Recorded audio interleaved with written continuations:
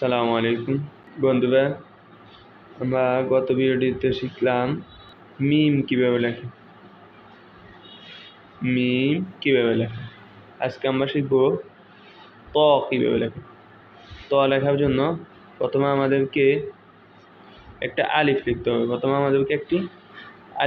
হবে।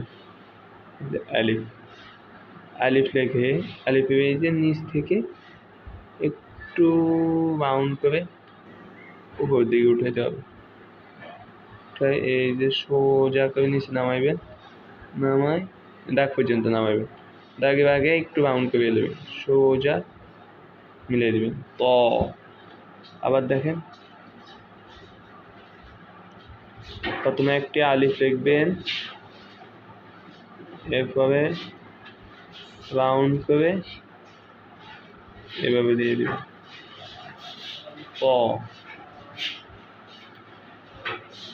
প্রথমে একটা আলিফ, এরপর রাউন্ড করে এবার দিয়ে দিবেন ত। আবার দেখেন, প্রথমে একটা আলিফের মাথাটা একটু বাঁকা করে দিবেন, এরপরে এখান থেকে এভাবে সোজা মিলিয়ে দিবেন ত। আবার দেখেন, প্রথমে কি লিখতে হবে, একটি আলিফ, এরপর এভাবে উঠায় এই ত। আবার দেখেন, একটি আলিফের মাথা একটু বাঁকা হবে, এভাবে দিই এই ত।